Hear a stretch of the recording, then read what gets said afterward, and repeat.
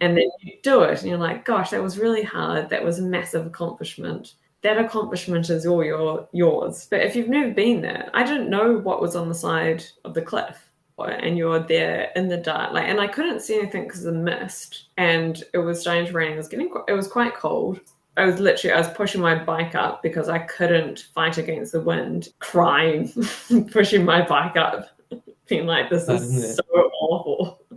Wasn't it? It gives me goosebumps now because I was like, oh, this is what it's all about. This is what I love doing. Welcome to the Ultra Profiles podcast, where I get to pick the brains of ultra athletes and you get to listen in. And this week I'm joined by Esther Lloyd. Esther's an endurance cyclist and ultra bike racer, all-round lovely Kiwi, based in London, England. She has an inspiring story, going from being a regular cyclist to cycling to work, all the way through to competing in top-tier, unsupported bikepacking races. And that's all in the space of 1 year. We talk about how those races went, some of the fears of entering such big, unsupported races, and also some of the barriers to entry that Esther had to navigate to get into these kind of events. I hope if you're watching this and you're a budding endurance cyclist, especially female endurance cyclist, I hope this inspires you to maybe get onto the start line of an ultra race yourself, or maybe just go out on the road and have an adventure. I'm sure if you had any reservations, then if you put them in the comments, people will chime in and help. Anyway, on to this week's podcast. Welcome to the podcast, Esther. Thanks, How you Andy. doing? I'm good. It's new bike day today, so I'm very Yeah, good. I heard. I heard. What's the bike? I got an Envy Mog. An Envy what? Mog, Mog. Uh, Oh, Someone said it sounded like a cat's name, and I can't unhear that now. But yeah. it's a gravel bike. Cool. Is that Very for you? exciting. That'll be good for endurance as well, then I'm guessing. Exactly. Yeah. Yep. I was considering a gravel bike after Robin's win at the TCR on a Scott. I forget which one it is, but he won on a gravel bike. So that Yeah. makes sense because he can use it in Badlands and things like that. But he won the TCR on it. So I think I saw one being custom painted and it had a MOG logo on it. I think it's been dipped, but I thought that was someone's name. I didn't realize that was the name of the bike. Yeah, it's a shame that they call it the Mog. I don't know. It's like the brother or sister to the Melee, the off-road equivalent. I've Zero seen, idea what it stands for, but it I've took seen a the lot logo. of trial to try and find the right bike, and I'm very happy. Did you get to test one before you bought it? I tested so many. Really? Yeah, it's taken me, I think, 6 months, like of testing, just going to different places, trying out different things. I think that's probably a good idea, to be honest. The last thing you want is something that feels kind of half decent, and then you get 1,000K deep in a race, and it's not right. That's exactly it. And what I did this time as well was I should have done this last time when I got my last bike, but I did the bike fit first, Yeah. and then I got Last all one. my dimensions, and then that made the choice a lot easier because I basically could either go custom frame or like a certain range or certain brands that I could basically get that would then fit what my specs. Yeah. So how did it work with Envy? Have they got a wide range of sizes, or just got quite Yeah, easy with the fit? wide range of sizes. The geometry is really good for me, and the biggest thing is that I could change the handlebars, so they're Yeah. quite narrow, Oh, the width. which you Okay. don't. Yeah, you don't really get that in a gravel bike. So No. So what width did you go for? 380. So Wow. it flares out to about 420. So it seems really small, but for me, it's perfect. Okay. And it's like smaller frame, so it makes sense. Not Yeah, as Yeah. I think there's a trend in the road scene to go as wide as narrow as you possibly can, but that probably makes sense for you. Where is it now? yeah, You got it home already? yeah. It's like in front of me in my hallway, just saying, Esther, go ride me Or when's the first ride? tomorrow. Well, lots happened since we last met, all points north, on the start line of all points north, and then disappeared into the night. Um, be interested to hear how that went for you because that was a Yeah. tough one. It was Oh, tough. I don't know if it was, well, I don't know. It was my first like long distance ultra. So I didn't have any reference point, but I seen your videos afterwards and chatting to you afterwards. Yeah, it was tough. yeah, I think it was a bit of a lottery, your route and what you kind of ended up with in the Scottish borders when it got that sort of deep into it. Yeah. We'll come back to that, but even more interestingly, you moved on afterwards to the Trans Pyrenees race, which I'm quite Yes. keen to hear about. Did you see you've been busy at work, but I got an email early this afternoon, about 2 hours ago, that the official results have just been released? Yeah. Yes. Yeah. We got an email yesterday. Was it yesterday? Oh, okay. You got okay. Yeah. Finishing that, I think entering these events, sometimes I got to the start line of a couple of the events and it kind of made sense when people say getting to the start line is a win in itself.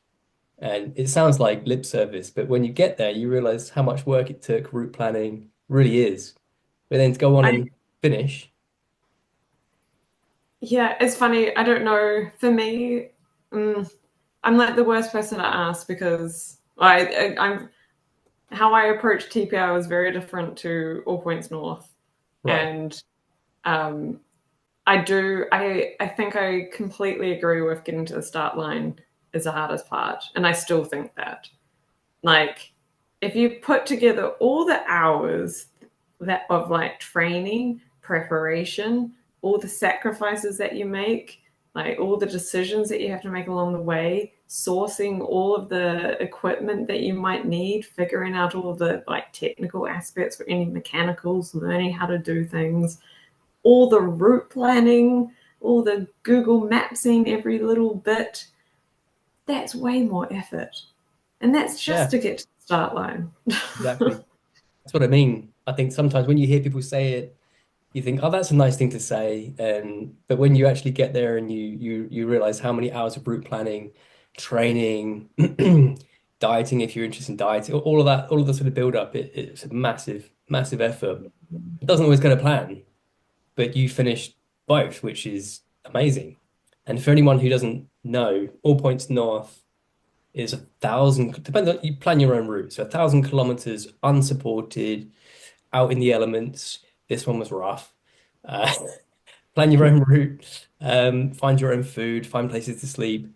Trans Pyrenees Race is pretty similar, but I don't know that one myself. Is it a fixed route or is it similar? No, so it's a lost dot style route. So you would be very familiar with this with transcontinental.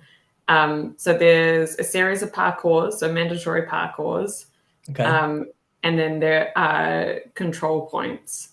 And then between the parcours and control points, it's free route.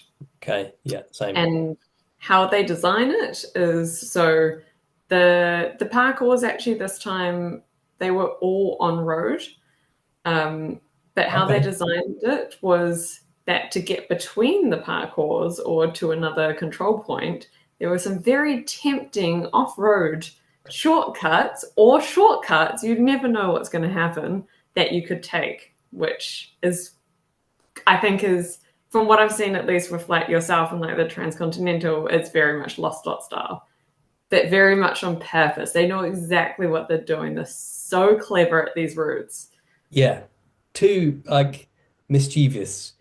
Yeah, I know exactly what you mean. You have no choice. Well, you do have a choice, but your choice is backtrack 8 hours or risk a 2 hour gravel parkour with no Google Maps to research it. Is it a mountain bike trail? Is it gravel? Is it like a bike? Yeah, I know what you mean. Mm. Yeah. But like something that I really like, at least this is my interpretation, and I'm sorry if this is not right, lost up. But how they've designed it though is that you end up so no matter what route you take, and if you decide to do one of the off-road routes, you'll be in some of the most gorgeous places on earth. And if you can take a moment to sort of realize that they've planted you in those places to see those places, then it makes it all worthwhile. Sounds amazing. It sounds like what was the distance for your overall route for TPR? It was just over 1,900 in the end. 2000K basically. Yeah, It's yeah, amazing. but it was the elevation, Andy. The elevation.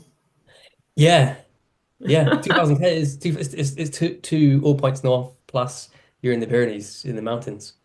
So It was I can 40, imagine 45,000 meters of elevation. 45,000 meters. Yes. Seriously, Yes. 45,000. So what's 8, 6, 32? How many? How many? My maths is terrible. How many Everest is that? 8 meters, Uh, meters that's for an that's Everest. at least four Everests. Eight, 32,000 would be four Everests. So five and a bit, Which is an Everest? Oh, it's not 10,000. That's Everest Rome. eight Sorry. thousand. It's about 8,000 meters. Yeah.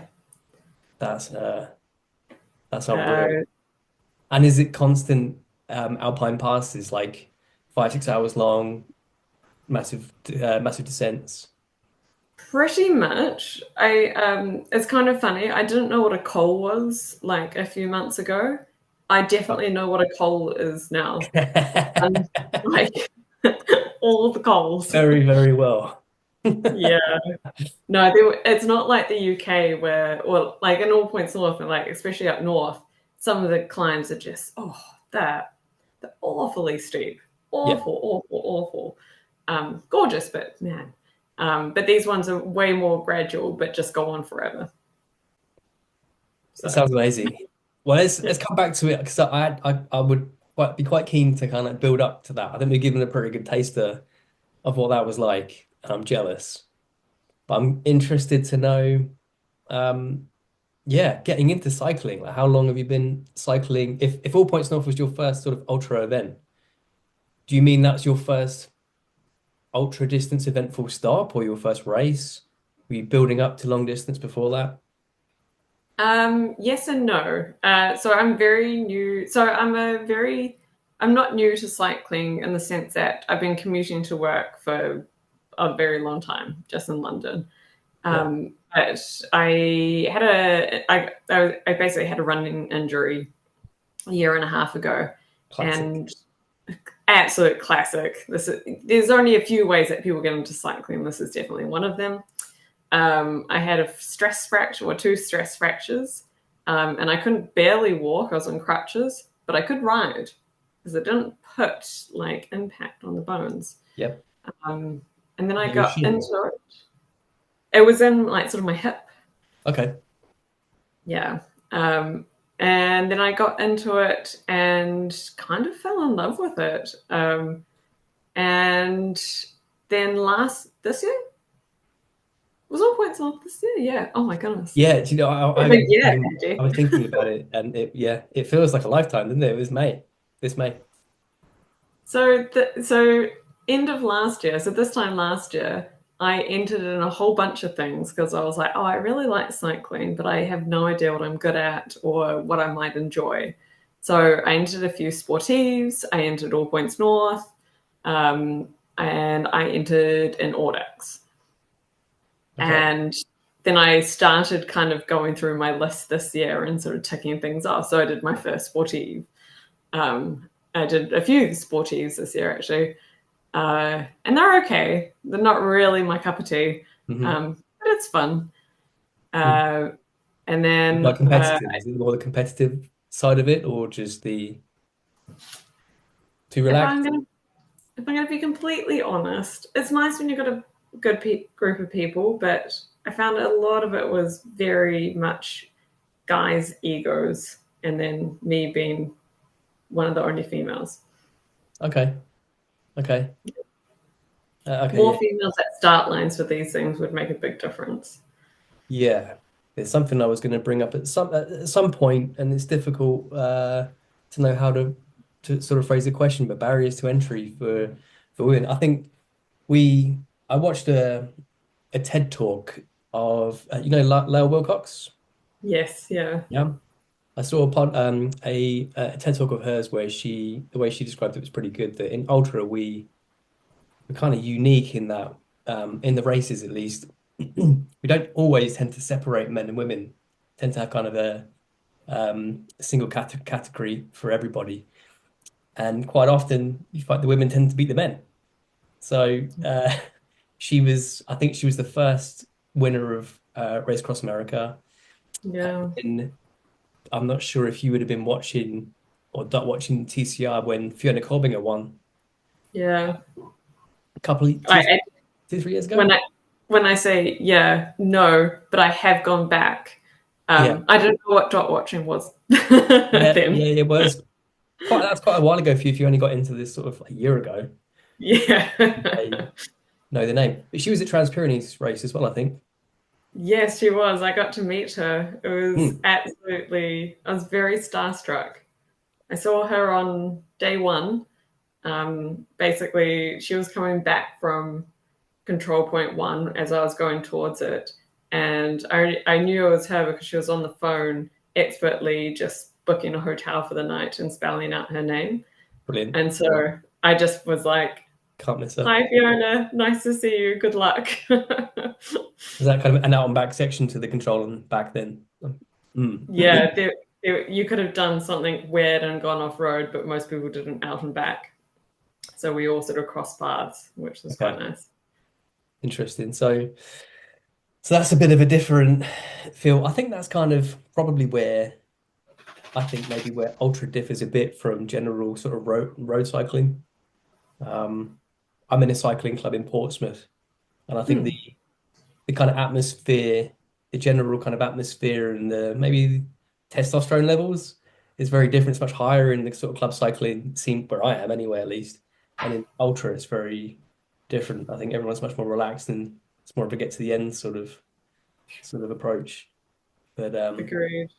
I think it's yeah, a good labeler because anything can happen to anyone. yeah. And there are just so many things that you can improve on that might make you faster. That doesn't necessarily have to be how fast you're on the bike. Mm, So, yeah. So Shane, you've had quite a steep introduction into ultra by the sound of it. I'm guessing that's your personality, just to kind of like build up really quickly. I didn't, yeah, maybe it was quickly. Yeah, I think, yeah, I do describe it as it escalated very quickly. Mm, But it didn't feel quickly. Like, I feel like I definitely took steps. Like, I didn't just go out and do 1,000 kilometers. hmm Like, that's possible. hmm Um, so this time last year, I hadn't even done 100 miles. So my first step was to do 100 miles. It's And then I crazy. really enjoyed it. And then second one was, like doing back to back 100Ks in a weekend. Hmm And, small building blocks, then 150Ks back to back, or then like a 200, then a 300, and then maybe a 500, then a 600. Sounds like a really good approach because there's a lot to learn. So I think if somebody was to throw themselves straight into like a multi-day event, having to find accommodation and survive, it'd be really difficult. But at the same time, I feel like I took far too long to get in. I think I Really? spent a long time learning slowly but surely by myself and didn't really get into Audax or ultra racing until I felt like I was ready. And then suddenly, my first all points off, which was a year before I met you, that was like a hockey stick in terms of learning. So I think that's there's a happy medium in there somewhere. Probably, I think you've struck a happy medium really in getting stuck in and learning and not throwing yourself in at the deep end. I think, yeah, I'm definitely a learner, and I'll do everything in my control to try and figure out things ahead of time. So, like you just mentioned, like audaxing, I think Mhm. that's been the best learning tool for anything long distance and ultra cycling. Yeah, And mostly because it's so enjoyable. Like, yeah. it's such an awesome community, and it's like a lot of the people are the same community. There are quite a few people on TPR, and I was like, ah, I know you. You're on All Points North. Or, ah, yeah, we've done all Audax together. It's quite a different scene to sort of like club cycling, you'd say then. Different. I haven't done Yeah. enough really. I did if you it would have been before you started, but when it comes around, Paris Press Paris, I definitely recommend that Yeah. it was amazing.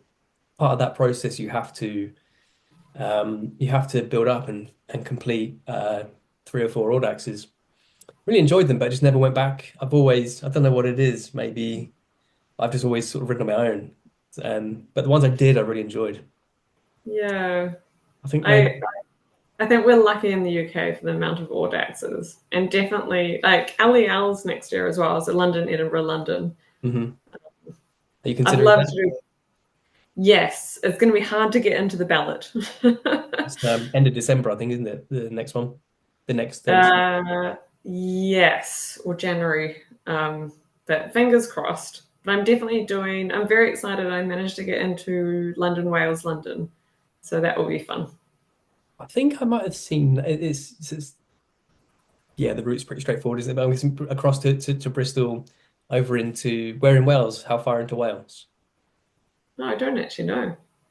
I'll figure it out the day before. Yeah, because it could be quite straightforward, or it could be straight into the mountains. Yeah, When is should be. that? I think that's April. That's one benefit of living in London. When you finish that, straight in the shower. Yeah, leave my from my front door, come back to my front door. And if I got into London, Edinburgh, London, exactly the same. Leave from my front door, come back. Yeah, you definitely. I've ridden to London a few times. I've really enjoyed it. It's quite a busy when once you get there, but it's surprisingly good for cycling more than I think people probably presume it would be. It's a huge, busy city, but actually the blue cycle superhighways are actually quite fun, quite fast, I find. Do you have to go out very far to get a good training ride in, or is it quite easy for you? Um, you're right. We are pretty lucky. We've got Regent's Park, which is like our local city outdoor velodrome, unofficial velodrome, and then Richmond Park as well, which is really good. Um, and then for me, I'm really lucky. I live in southeast London, so I basically just got Kent on my doorstep. Hmm. And my club is based here as well, so we're just in Kent all the time, which is really good. Yeah, And it's gorgeous this time of year as well. yeah, yeah. I've been through Richmond Park a few times. I tried to do a ride to London a couple of weeks ago and had all kinds of problems and Yeah, I saw almost that. missed my train back. But my aim was to hit Regent's Park and to do a lap of that and then go to there's a hill just north of there that's you get views of the whole city. Friend of mine was like, I'll go and check that out and didn't make it. It's all right. You've got plenty of time. It will always be here. There been And any of next time those? you come, I'll come and meet you, and then we can do a Yeah, lap. yeah, yeah. With the Oh, and then I can take you back. and I go and check your bike out. Yeah, Yeah. fun. There's so a couple of people said to me in the comments of that video, you know, why doesn't he just get the train to London and then ride back and have no pressure? And makes a lot of sense. It seems like every time I do that ride, by the time I get there, I'm like this close to missing the train. Yeah, it's kind of there's a cool order that I want to do that I can't pronounce it, so I'm so sorry. Just like override this. Mm. Um, Grand Granche. Grand Guanche. Oh, is that the one across the different islands in the Yeah, yeah. Grand uh, Guanche, something like that. I feel so bad. That one. Um, and you've got the time pressure because there's basically like two ferries a day. Yeah. So it's like time trial mode to be able to get to the ferry to be able to then get to the next one. So you can it's kind of like getting the green lights in a series. So I totally get the pressure that you put on yourself. Mm. I can imagine it's like that where you're like, right, Mm. I gotta get there, I gotta get there. Have you found any of the events that you were doing when you were building up? Were there any that were like particularly difficult or made you question your life choices? I would say probably And why all was of it all them. points not off? Yeah. Wait, leading up to All Points North or Yeah, yeah, including all? yeah. Okay. Yes. Oh, 100%. Like the amount of nerves before my first audience was a 200K and I was so nervous. so nervous, and I was going with a lot of really like good riders, and they're all very fast.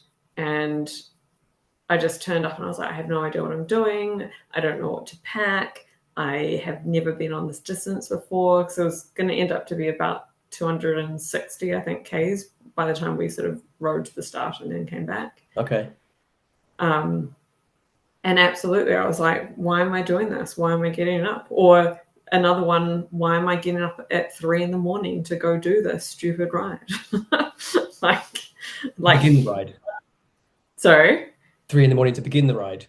To begin a ride, yeah. It's another time I was questioning my life choices. And then I did quite a few solo rides as well.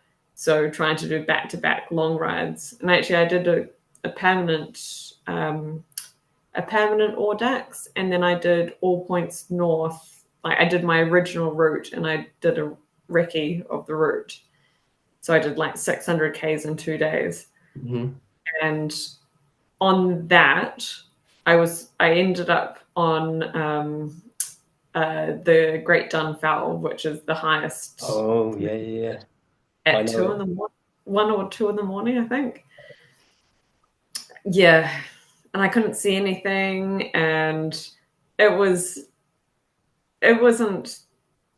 I don't know, at the time I was like, this is stupid, but yeah, I still I really enjoyed it in a weird way, but I was definitely questioning my life choices. Was that, did you say that was during All Points North or before All Points North? When I was wrecking, like I did it before. When you, okay, yeah, okay. Yeah. Yeah, I was there for, that was one of the checkpoints at All Points North. And I reached it at a pretty sensible time. But even so, we had pretty rough weather for the whole event, and the wind was horrendous. And I think actually I was coming down just as the sun was starting to get a bit low, and there were people coming the other way, because it's kind of like a one way up, one way down almost for a lot of it, isn't it? Yeah. I remember seeing people going up and thinking, I wouldn't want to be you right now. Yeah. Yeah, it's not pleasant. Well, it's beautiful up there. On All Points North, I managed to get it on a really like nice clear bit. It just Mhm. raining, it was gorgeous. But when I was in the middle of the night and I couldn't see anything, I definitely don't recommend it. No, it's quite a long straight descent back down, isn't it? It's not too complicated unless a sheep runs out in front of you or something. But do you think that's more like a psychological thing because it's dark and sometimes you do feel really exposed, and especially in the dark, I find it changes how you perceive it completely. If you've never been to a place before and you're there in the dark, like, and I couldn't see anything because of the mist as well, and it was starting to rain. It was quite cold, because I think it must have been early May, or late April. But if you've never been there, I didn't know what was on the side of the cliff. Like it could be like a plummet to your death, or like I had zero clue. And then all I could see, like my only markers were the snow markers going up. Wow. And I was like, well, that's handy, but also filling me with a little bit of dread when I was looking at how high these snow markers are. And Please don't snow. yeah, exactly. That's all right. I don't know. It's funny because you do these things and no one cares. And like no one knows that you're up at the Great Dunfell in the middle of the night, and like, well, I mean, like I had a tracker on, but like zero people really care, and you can't explain it to many people. Mm. And then you do it and you're like, gosh, that was really hard. That was a massive accomplishment. But that accomplishment is all yours to have. You can't just go Yeah. and tell a random stranger, yeah, I was cycling up there. They'll just be like, why? On that, then, how do you feel after having completed both of the events? From people, do you talk to people about the events? They ask you about ultra cycling, and uh, do they understand? Like, does it make you feel good to explain what you achieved, or do they not get it? I think a bit of both. I think my friends that don't really know cycling or ultra cycling don't comprehend. And therefore it's like, oh, like your cycle looks so beautiful. Like they just look at the pictures of the scenery. And You know the distances and the sort of a rough idea of what's involved. they do, but if you can't comprehend it or you don't really understand, there's no way to be able to sort of relate to it, then it just doesn't compute, I think. Hmm. And I totally get that. But yeah, so I sort of I do talk about it, I think, with I've got a lot more friends now in like the cycling community, which I'm really liking. And I find it They get it. so nice to be able to talk to them Hmm. because and then hear their stories. Hmm. That is amazing. What about when do you do much bivvying or sleeping rough? Yeah. Yeah, yeah, that put a smile on your face. It's good fun, isn't it? But I think when you tell your non-cycling friends about that kind of stuff, that's really alien, isn't it? That I found the best public toilet to sleep in. And Thank you. Public toilets are my favorite. On Hmm. on TPR, I found a toilet and it had a power socket and a heater. Wow, I is it know. lockable? Could you lock it? Or Yes. It was people like paying for gold. hotels? It was absolute gold. See, I get it. That's particularly good. That's particularly good. I think I might maybe. I was thinking I should start this off with like an icebreaker, like slept any good public toilets lately or something, because I think everybody's got a really good story. That sounds amazing. When did that come? Quite late in the event or quite early? Yeah, I think it was the second to last night. And I had my best night's sleep that night. I was going to I'd say, been in hotels most of the time. yeah. Like three-quarters of the time I did hotels, and I had my best night's sleep there. I bet that was. I was going to say, I bet that was hard to get up. Heater, Yeah. locked door.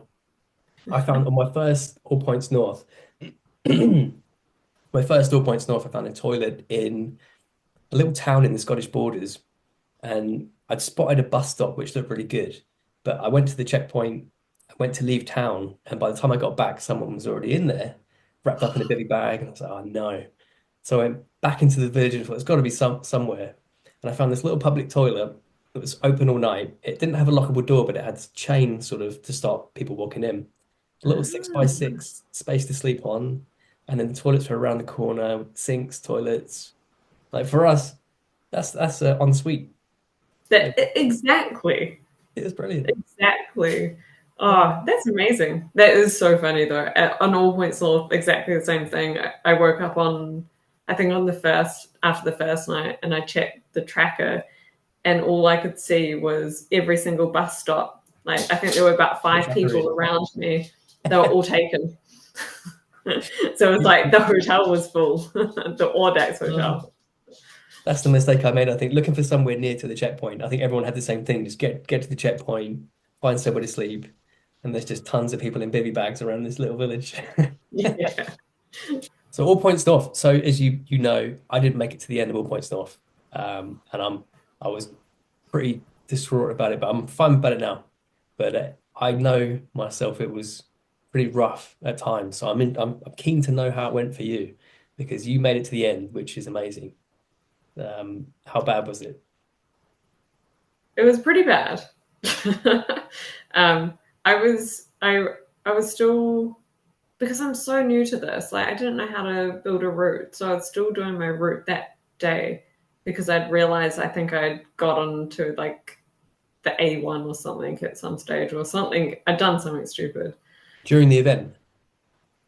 I realized that my route had gone onto like Oh, I major see. Okay. highways that day, and I was like, "Oh gosh, I'm going to have to reroute off it." But it turns out that was the least of my worries because I mucked up anyway. Um, It's good to work uh, out before you start. Yeah. Good to sorry. realize. Good to work out before you start, so you don't end up there during the race.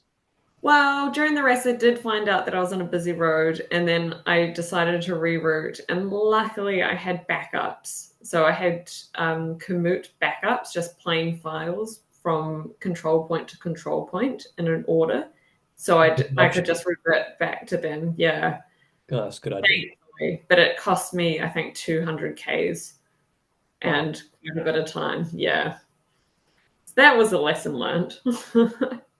Yeah, could be a lot worse, but it's one of those things that and then moving forward for TPR or something that you'll have a couple of versions, like two or three versions of a section, which, I feel I'm very happy with how I route plan for TPR. It took me a very long time, but now I think like for the next event, I definitely know what to do and I know what works now.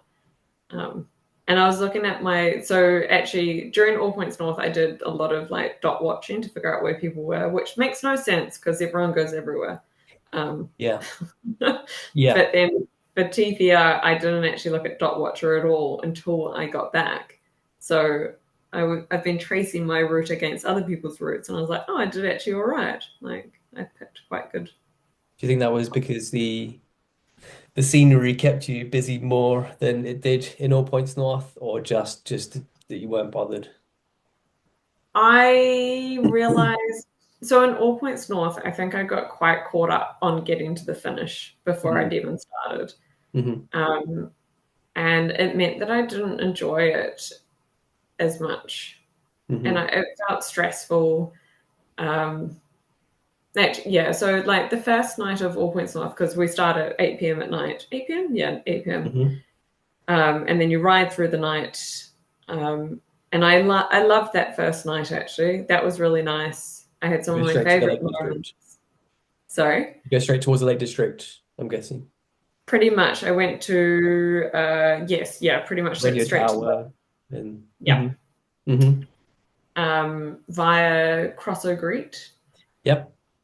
and that was so gorgeous. You go down into Crosso Greet, and I think it must have been about maybe 2 in the morning, and all I could see were just flashing lights in the Yeah. middle of nowhere, and it was all Yeah. these All Points North riders. And Cool, isn't it? it gives me goosebumps now because I was like, oh, this is what it's all about. This is what I love doing. Yeah. And you've got more Um, energy than you normally would, haven't you? More adrenaline, and you're kind of like flying along the lanes, middle of the night. Yeah, I know what you yeah, mean. just because of stupid flashing lights. I don't know. There's something nice just being with other people that are doing it, or like that other people are there. It's I can tell quite you cool. the previous year, in a similar vein, I remember getting to a point on the first night where I was having the best, exactly as you described, full of adrenaline, having the best time, seeing the stream of lights. Suddenly I took a turning, nothing. And that's the opposite feeling like, what have I done? What have I done? I've obviously planned a crap route. Um, and sure Oh, enough, I realized afterwards that there was, I think everybody had taken quite a busy road towards the Lake District, but it was yeah. night, so it's much easier, I think, to know when cars are coming or whatever. I took the country route over all the hills, and yeah, so that was the opposite feeling. The lights just disappeared. And I was like, oh no, so much doubt. I gotta say, I took the busy roads that night. I took all the main roads, and I have like I wouldn't advise people that aren't like confident on main roads to do that, Hmm. but it was so much quicker Okay. and Yeah. it just got things done. Um, Hmm. and then and then day one was very hot in the Borderlands, so I went basically straight up um, and started going across like to Scotland, super hot. Then started coming back down, and then I think that night it started pouring with rain, and then that next day it was raining the whole day. Yes. Yes, Yeah, yes, it did. that wasn't that fun. I was very No, wet. that bit of fun. I talk about it like it was grim and difficult and bad. It's an amazing route, an amazing race. But Oh when yeah. it's bad, it can be tough. Was that like were there low points when it was raining all day? Um. Yeah. What was I doing that day? I can't remember what I was doing. Oh yes, I think that day I was making my way to Great Dunfowl, and that kept me occupied. So I was just so scared about doing it because I had only done it in the middle of the night before. Hmm. Um, that I was just thinking about getting there and doing the control points on the way through that. I didn't pay much attention to the rain, weirdly. It was Okay, just continuing on. that's really good. That's really Um, good. Yeah. And actually, I think I've come to learn that I don't mind rain. I hate wind. Okay. That's So, interesting that the rain really broke me. I hmm, don't think I was in the right headspace going into it really, but wind I'm kind of okay with because it's just yeah. So I think everyone has different things that will chip away at them. Have you had any yeah. time where the wind has kind of almost broke you completely? And yes, it feels like always. In Trans Pyrenees, there was twice where I was pushing so like when you're going up coals, like some of them are getting to over two. They're not that tall there, but I think the max is like 2,200 maybe.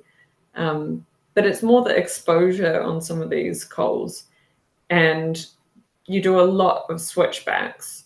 So sometimes you're fine, sometimes you're not. If there's a headwind, and there were two times, one time in particular, I was pushing my bike up because I couldn't fight against the wind. And I was so scared of being blown off the side that I Wow, was like right next to the side and just like crying, pushing my bike up, being like, this bad, is isn't so it? awful. And still pushing on and still trying to get through it. It's you've really got to Yeah, have the right. You've really got to want it, haven't you, to make it happen. that's the thing though. Like, it's not getting to the end for me. I don't know. Those moments, I know they will pass. Mm. There's lots of highs, lots of lows. Nothing is permanent. So I Mm. know that me pushing my bike up and hating life, I know that it will pass. And it did. I got to the top and then I started descending down. The wind eased because I was on the other side of the mountain and So I you have got to to pedal into see the headwind all the way down the descent as well then. nope. Worst. I and I got an amazing, probably the most spectacular sunrise I've ever seen in my life. Like with no one around me. That's one of the best things about ultra, I find that you sleep through so many sunrises and you don't always see that many sunsets at work or whatever. But we're generally getting up like before the sunrise and see all of it. You do see some amazing scenery. I've never ridden in the Pyrenees, but I've heard a lot of good things. That it's much more. I've ridden in the Alps, Oh but I've heard it's wow. quite different to the Alps in that, from what I've been told, the Pyrenees are a bit more barren, and a bit less populated. Actually, was it difficult for resupply? No, I No. mean, I was really worried because people said that. Okay. And I think with a little bit of planning, you're absolutely fine. I was so worried. I took a hydration vest because I was like, oh, what if I run out of water and it's really hot, like in the Spanish side especially. Hmm. But there's so much water there. They're giving it away for free everywhere. Like there's fountains everywhere. It's Yeah. like it was actually not. It's not barren. I wouldn't say No.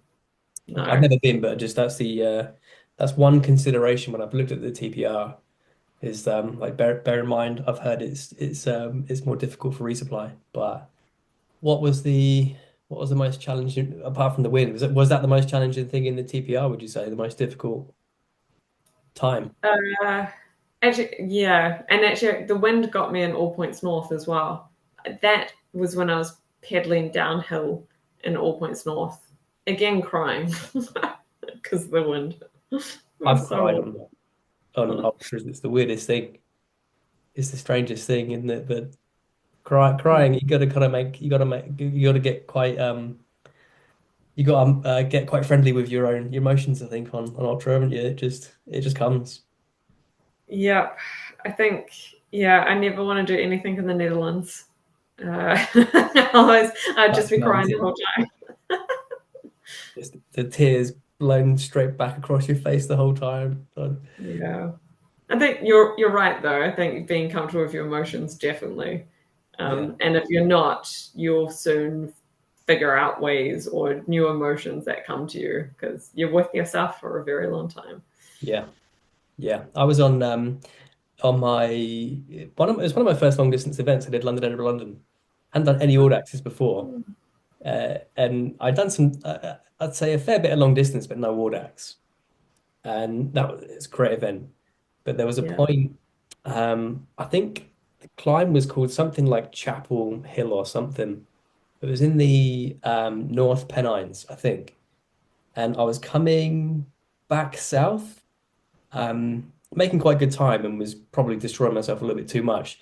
But I was I went to climb up this quite a long mountain climb for the UK, and there were loads of people at the side of the road, houses at the bottom of the climb, and there was a guy with a little baby sat on the wall, and the baby was clapping its hands, and that just set me off. And then for some reason, all the way up the climb, I was crying. It was the Oh, weirdest thing of like pushing hard, hurting, and sobbing, and then after about an hour, I was fine.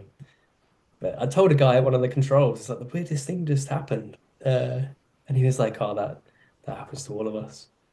That never yeah. happened to me before." Gosh. It's like the plane effect as well. When you fly and you watch a sad movie on a plane. Mm. Like don't ever watch the movie Up on a plane. You'll cry in like 1 second. Um, but you're right. I think it's a combination of like you're doing something that's really like mentally tough, physically tough, and your emotions are just all over the place. So you've got next year LEL, you've got Maybe. London, Wales. Well, hopefully, I think you'd probably be all right. I saw in one of the groups somebody was a bit nervous about getting a place, and one of the response was like nobody's ever not made it in or something. So I think maybe they're quite good at getting people into the event, but fingers Mm. crossed. It, Um, it might also, I don't know, I've got a spreadsheet of like all the amazing rides that I want to do, and like events. And hence why I got a gravel bike. So end of next year, and it's starting next week or week after, across Andes. I'd love to be able to get to that, which would heard of be because that. I've always wanted to go to South America, Hmm. and Patagonia, and I just think it would just be amazing. And then during the year, I'm really seriously considering Bright Midnight. Have you heard of Bright Midnight? Yeah, is that Norway? Yeah, Or yeah, because it's I forget the guy that runs it, but he's a TCR just race. Justinus. Justinus. Justinus. Yeah, that's Yeah, it. Yeah, yeah, yeah. Yeah, I've heard of it, yeah. yeah, because it's Who casually got the Triple Crown this year. yeah. I like the sound of that because you don't have I'm guessing you won't have quite so much of the sleepies at like 4 or 5 a.m. because it's not dark. Yeah, it's a good point. Still Yeah, rest obviously, but your circadian rhythm is going to be way off. be so interesting. Is that gravel then, that one? Yeah, gravel. I think it's gravel road, but it looks Cool like, road. at least from what I could see, Hmm. something that potentially I could do because I need to work on like off roading and getting a Yeah. much better cyclist.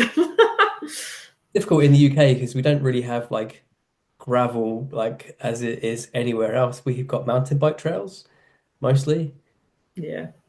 You do have, I forget the name of the place, but just south of London um near Leith Hill, there's an area with loads of trails. Oh yes, yeah, yeah, yeah. That won't Oh can't be too far from you. no, it's not. Actually, I've got it on my to-do list. Tomorrow I'm going to go to Epping, which is like a very easy entry point, and just in North London, which is good. Okay. Um, but I was going to ask you. So I was tossing up. I wanted to do one very long ride next year because Yes. I really want to do. Well, my plan at the end of TPR was, oh, Lost Dot is amazing. This community is amazing. I really Mhm. want to go back and do TZR.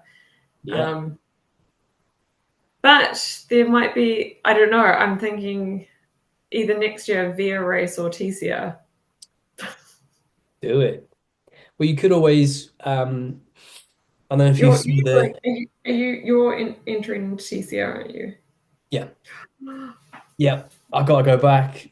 I'm doing the main thing I missed out on, the main thing I was looking forward to was getting out of Europe, like Western Europe, go over Yeah. the Alps into the Balkans. That's what I was looking forward to. I never got to do that. So really looking forward to Balkans. So I booked onto Bihar as well, which Yes, that was also on my to-do list. is it. Yeah. It Uh, looks amazing. yeah. It seems quite interesting in that when if you read about it, they the guy said the something like I've forgotten the numbers. It's about 1,000 k, I think, 1,200 k. And the first like 80% of the route is the B, and the last 100 odd k is the hard because it's fairly flat through the whole route. It's a fixed route, so there's no route planning. But the last 100 or so k is brutal. Really? I'm okay with. I want to see. I want to see I thought the Bosnia. whole I hate to say it, I thought the whole thing was brutal. I thought the whole thing was hills from what I saw. Yeah, well, Maybe they tell you that the last 100k is brutal. So to get you to the start line, no, I don't know. yeah, you can tell that I did my research on it and then forgot the whole lot. But I paid for my plays. The I biggest issue think with that one is getting to it starts in the north, so it's not in Sarajevo. It's Banja it's Luka, I think. okay. The direct flights to there are pretty tough. That's the only drawback is getting to the start. Yeah, I did that's find going to like be to amazing. I forget the name of the city, but there's a flight that goes into Croatia about 100 miles north of the start. So I think I'm going to fly there and then Just like, ride 100 yeah. miles to the start because it's quite flat. I think you go over a pass to get into Bosnia, but I've already got a route conveniently because I didn't get to use it for the TCR. So I can follow Oh, to the start and get to the Balkan. oh, that's Um, actually quite a nice, like, going back on something that you've already done. yeah. Like, you put a lot of time into that route planning for TCR. It's really nice that you get to use it. Yeah. Hopefully, we'll see what the checkpoints are like for next year, and maybe I'll get to use some of it for next year. There were some hints that I think next year the TCR is the gist of their hints were basically more of the same, but pushing boundaries slightly or something. So I'm it's going to be across the continent to Greece or Turkey again, I'm guessing, and then we'll just see what the checkpoints are. But there's an event Mm, on the 29th of November. There's an in event London. in London which is a live reveal of the route. Yeah, So I'm absolutely gutted. I'm going to be on a plane um, then to New Zealand, of all places. I'm fine. I'm from New Zealand, and I haven't been back in like 5 years, so I'm very excited. time to go back. I might maybe I might take a camera and maybe film part of that. I haven't really done much filming stuff around people. I get quite self-conscious, but it's getting better. So I might maybe take a camera and film some of the reveal and put it out on the channel. So That would be really cool. Yeah, I'm gutted. Yeah, I think this weekend I'm going to make a decision about what to do, and I think I've already made up my mind that I'll probably go for TCR. I'm trying to find a reason not to, but yeah. But it seems bizarre. Like it's just ridiculous. Like I didn't even know what TCR was this time last year, and now I'm like revolving my whole life around something. well, you know you It's can so do it, don't you? I think now you've done enough to know that you can do it. If you can do I don't. PPR, Mm, I know enough to know that anything can happen. Like I have zero. I said this at the beginning of TPR. Um, like getting to the start line was my main goal, and then every kilometer after that was a bonus. I never actually thought I would get to the finish, weirdly. I'm And sure I saw a couple of your Strava files where it sounded like it was getting pretty grippy. Like the comments, you were like, I didn't think I was going to finish today or something. Um, yeah, it sounded like Yeah. it was getting rough, but Yeah, I ended up getting really sick actually on one day, and from what I understand, it was like minor food poisoning, and so it meant I couldn't eat or drink for like I think 14 hours or 16 hours, and I slept for like 12 hours, and it was torrential rain, and it was a whole big drama, really. Um, and before that, it was actually fine, but I got back on my bike the next day, and I was like, and I thought I was going to have to scratch. Um, and I told TCR like what had happened, TPR what had happened, and they messaged me the next day and like, how's things going? I was like, good, not scratching. I'll see how it goes. in the evening, then you had the issues. Yeah, You, like never scratch at night, never yeah, scratch when you're tired, etc., etc. yep, good. And yeah, I just got back on the bike and it was fine. And I think, but yeah, I don't know any like you can't take anything for granted, I don't think, in these races. And I'm in awe of the people that have the confidence that know that they can do it and know that they can go out and smash it. Like, Yeah, that takes a lot of something I don't have. that's really true. It's amazing how some people finish again and again and again, but then you have people like I knew of several people that had the same issue I had. The start parkour was so brutal that my bike fit changed, my saddle dropped, and the cobbles and things are quite rough on your knees because of the juddering. So Yeah. Josh Hibbert, it's a previous winner, Yeah. PCR, he had the same issue, got as far as I did. There was Omar De Felice, if you know him, he's an Italian, like very good Italian ultra cyclist. He He was crashed. actually at TPR as well. Was he there as well? Yeah. Did he scratch? Did He he say? scratched. Did he? Yeah, such a shame. But you're Like, right. You can do it unless something goes wrong for you. But I think that's what I've learned this year is that sometimes it doesn't work out for you, and sometimes you can't finish. But yeah. without that, I'm sure you could. Yeah. And also, I don't know, maybe it's just me, but finishing is almost the anticlimax of the whole thing. Like, the memories and the stories and the bits that like I remember is everything before the finish and before you're like, oh my goodness, the finish is in sight. Like, that's the stuff. That's why at least I personally love it. It's such an adventure. Like, you don't know what's going to happen from hour to hour. And if you can take the time to sort of appreciate what you're doing and what your legs and body's doing, it's kind of awesome. How much of it do you find you actually enjoy in the moment? Do you, I find I struggle. I do enjoy a lot of it, and I always appreciate where I am. But sometimes you're in such pain and or discomfort. A lot of the time, I appreciate it far more afterwards. Do you get to I'm do enjoy it in the moment?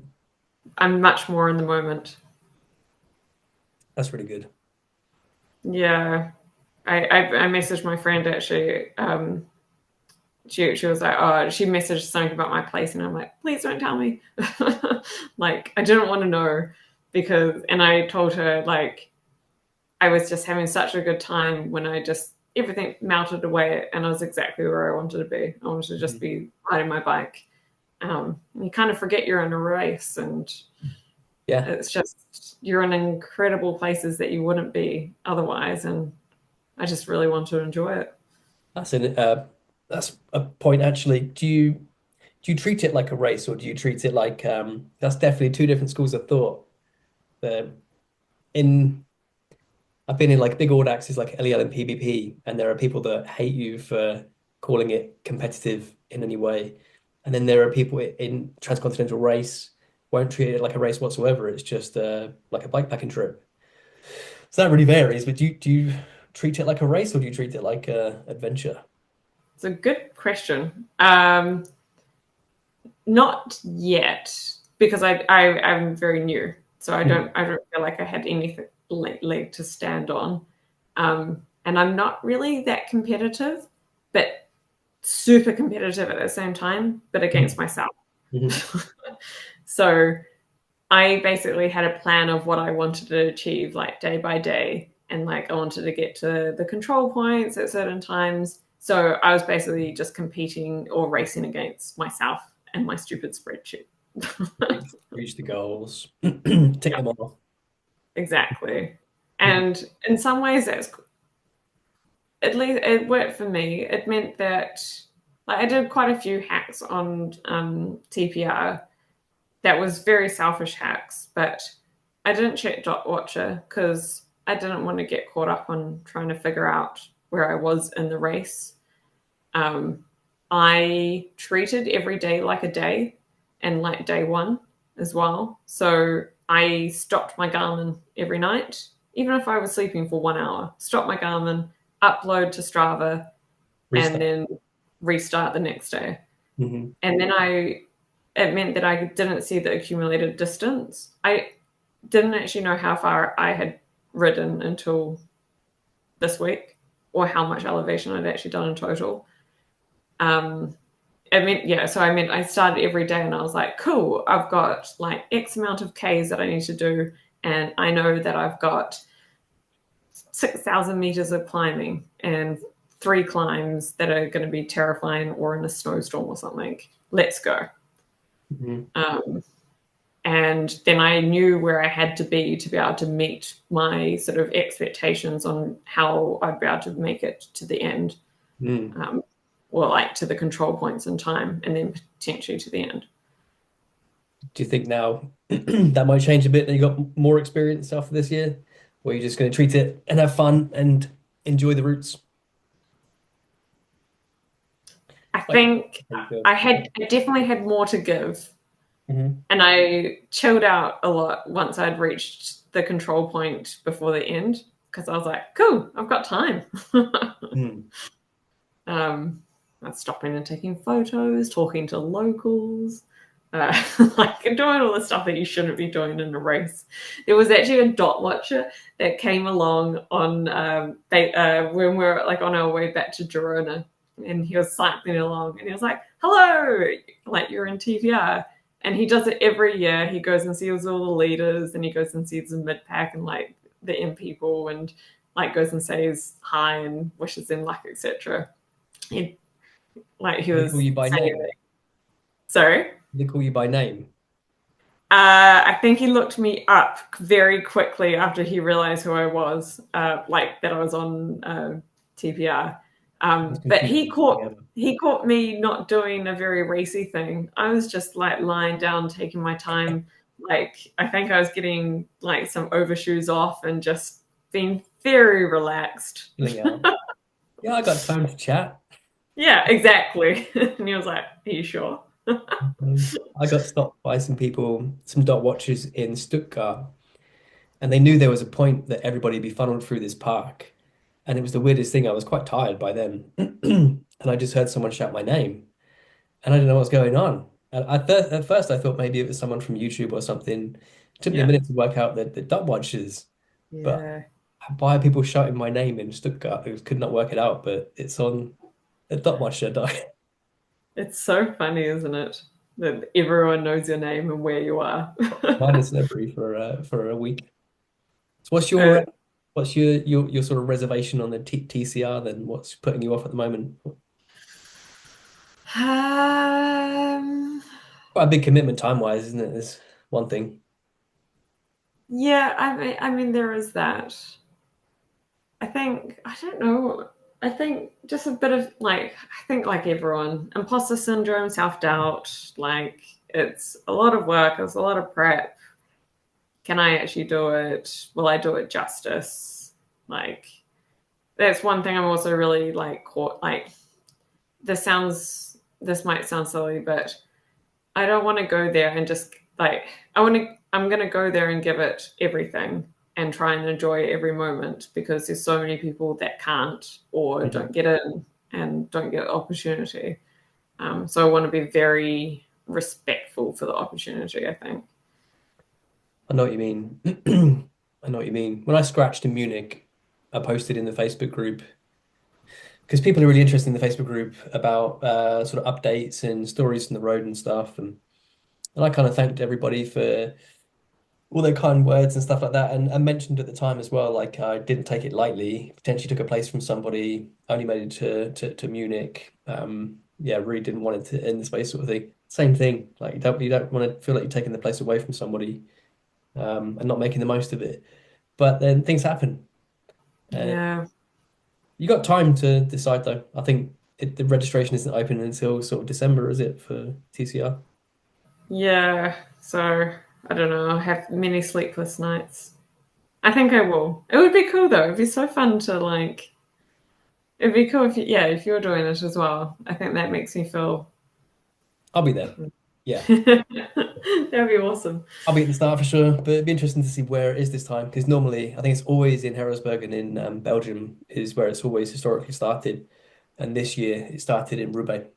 So if it starts Roubaix was so much fun.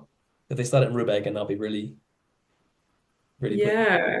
Well, they did uh east to west one year, didn't they? The one that Fiona Colbinger Uh, won. They ended in France. I don't remember the route. I'm fairly certain they ended in France for that one. So, and I think because it's a new decade of TCR, I wonder if they'll do something like completely left field and I don't know, start in the bottom of Spain or something and go up to the Nordics. I don't know. One last question, and Yeah.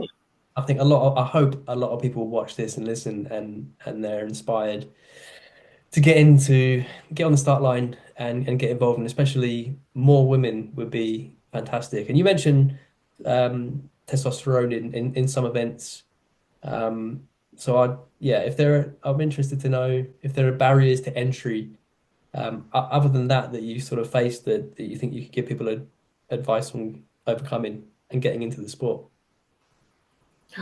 There's so many. One of the barriers, a funny barrier, is bib shorts that are female friendly to go to the bathroom in. Few and far Yeah. between. More of those, please. That would be good. It's not quite so easy. Yeah. Barrier to entry, I think it's like a known stat that I think like women in general apply for jobs when they think that they tick 100% of all the requirements, and men when they tick like maybe 50% are like, yeah, I'll be fine.